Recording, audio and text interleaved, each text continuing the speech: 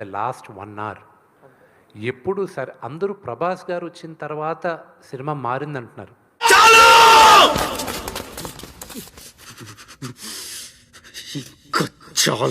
అక్కడ కాదు మారింది సినిమా. శరత్ కుమార్ గారు నన్ను పిలిచి నేను వెళ్తూ టక్కన ఆగి శరత్ ఏముంది ఇందులో నీ దైద్యం తప్ప నాకేం కనపడతలేదు. కుమార్ గారు ఎదురుగా నిలబడతారు. మా ఇద్దరు కాన్వర్జేషన్ ఉంది చూడండి, అక్కడి నుంచి మీరు కనెక్ట్ అయిపోయారు సినిమాకి.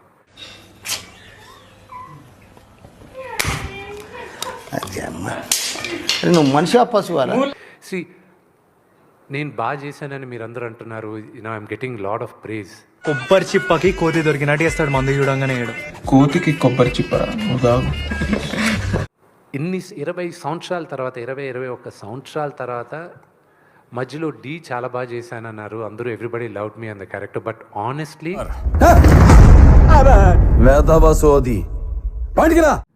మీరందరూ కూడా నాకన్నా ఎక్కువ మా నాన్నగారికి విజయం రావాలని మీరందరూ కోరుకున్నారు. మారవా నువ్వు మారవారా? ఎన్ని చెప్పినా ఆడి ఫేస్ లో ఎక్స్ప్రెషనే లేదు. అసలు ఆడి పుట్టుకకే పర్పస్ లేదు. కొంతమంది ఫోన్ చేసి ఏడుస్తూ మాట్లాడారు. When they heard my voice. ఆపేవే మాట్లాడు. Come on you tell me డా, యు టెల్ మీ సంథింగ్ డా. ప్రభు అని ఒక మాట అన్నాడండి ప్రభుదేవ గారు. ఏమిరా బాలరాజు, ఏమిరా ఉపయోగం దేశానికి నీ వల్ల? ఏదన్నా పని చేసుకోరా బేవకు. ఆయన కరెక్ట్గా 3 days ముందు ఫోన్ చేసి, రే 99.99% మనం సూపర్ హిట్ కొడుతున్నాం.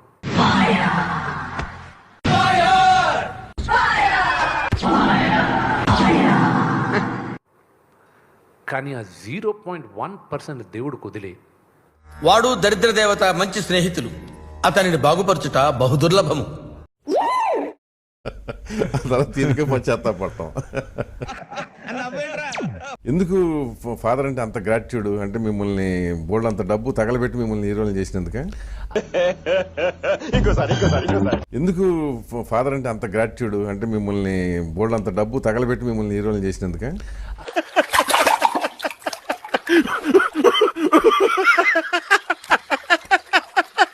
అలా అని కాదు అంకుల్, మా నాన్నగారు మా కోసం నాకు జన్మనిచ్చారు. దానికనే అది ఓకే. ఒపీనియన్ ఓడరా అడిగిండు, మాకే నీ మీద ఒక ఒపీనియన్ లేదు. మరి అసలు కొంతగా అందంగానే కాకపోతే రెండో సినిమాకి థియేటర్స్ ఖుల్లాగా ఉండాలి. కొంతగా అందంగానే కాకపోతే రెండో సినిమాకి థియేటర్స్ ఖుల్లాగా ఉండాలి.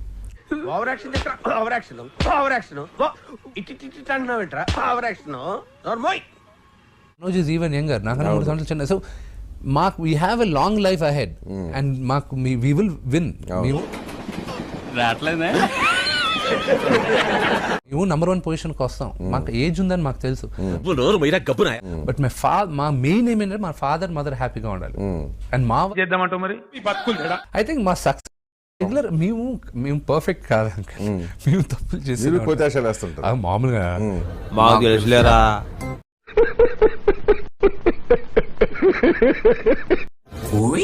don't think Rajmouli garu he's grown మీ అందర్ సార్ ఏంటి సార్ అది? he's grown మీ అందర్ తెలుగు రాదు, ఇంగ్లీష్ రాదు, సన్నాసి.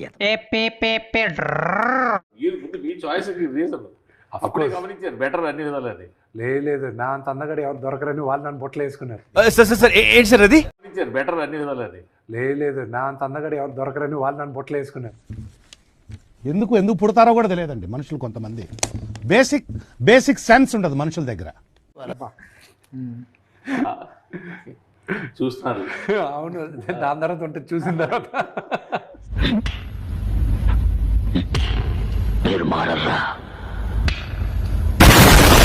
ఒకటి సినిమాను సిరీస్ ఒకటి చేసిండ్రు. ఒకటి కాదమ్మా, నేను హాలీవుడ్ యాక్టర్ని.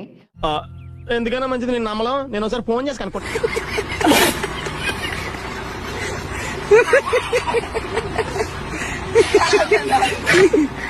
వదిలేసి టాలీవుడ్కి వచ్చాను నేను. అక్కడ ఉండుంటే ఈ 10 సంవత్సరాలు నేను ఇంకెక్కడో ఉండేదాన్ని. అవ్వా కావాలి బువ్వా కావాలంటే దెంగది ఇక్కడ. Coming here, long story short, but పాప కావాలి అనుకున్నప్పుడు then I decided I want to stay here. అర్థమై చావట్లేదు, ఏదో తెలుగులో ఏడు. కానీ అందరం అక్కడ బాగా తిరిగేటోళ్ళం మెడ్రాస్లో. Okay okay Andhra Telangana whatever Telugunadu అంటాను, బికాజ్ ఇక్కడికి వచ్చాక అందరం దాంకోవడం స్టార్ట్ చేసాం. భయపడద్దు.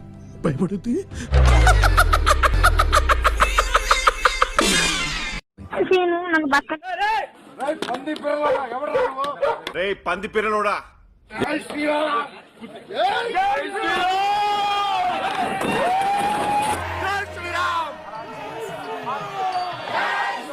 ఇంకో మాట అనేవాడు, మీరు విన్నారా లేదో, మేమే విన్నట్లు బ్రదర్ ఈ రాజకీయ నాయకుల ముందు అనేవాడు. అరే మీరు ఏం మాట్లాడుతున్నారో మీకు ఏమైనా అర్థమవుతుందారా? కరెక్ట్. సో అందుకని మోదీ ఏదో సొంత ఇల్లు అనుకోమన్నాడని చెప్పి అనుకునేవు, పొరపాటున మళ్ళీ ఎప్పుడు పడితే అప్పుడు వెళ్ళమాకండి. మోడీ గారి గురించి మీరు నా చెప్పడం ఏంటండి? ఏం మాట్లాడతాడు నువ్వు? ఏం మాట్లాడతాడు? నన్ను గౌరవించాడు ఆయన. ఓహో, మీరిద్దరు కజిన్సా? కజిన్స్ కాకపోవచ్చు మరి అన్ని నాకే తెలుసు అని అంటే ఒప్పుకోవాలా మేము? కిషోర్ తెలవకుండా మాట్లాడక అర్థమవుతుందా? ఇందిరా తెలవకుండా మాట్లాడేది నీ అన్నీ నాకే తెలుసు అనుకునేవాడు పరమ మూర్ఖుడు. ఇటు పైకి ఎదవలాగా అంటారు కానీ సెంటిమెంట్స్ ఎక్కువ. మంది అనుకుంటారు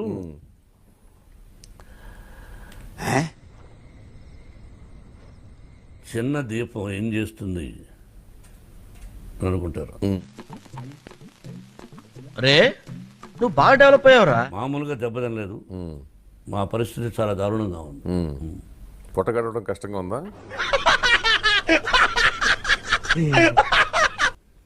చిరంజీవి, నాగార్జున, బాలకృష్ణ, వెంకటేష్, కృష్ణరాజు గారు వెళ్ళి పెత్తోడు షుగర్ శంక నాకు.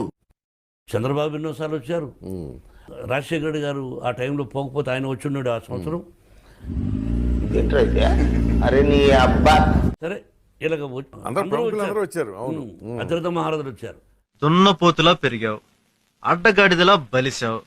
ఇంత వయసు వచ్చినా బుద్ధి జ్ఞానం రాలేదు, అసలు వస్తుందో లేదో కూడా తెలియదు.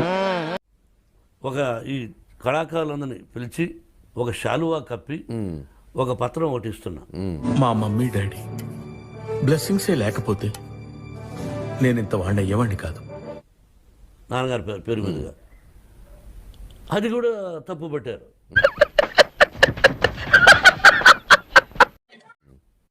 సార్ ఏదో అంటే నేను చెప్పా కదా, ఎందుకు తిని కూర్చోక ఊరికే పని అన్నారు. ఏంటి ఇప్పుడు అసలు నీకు ఎందుకు ఇవన్నీ ఎందుకు అలా? ఏది సార్? అదే ఏదైనా సరే అనంతమైన ప్రేమని మర్చిపోలేను. Thank you. Good night.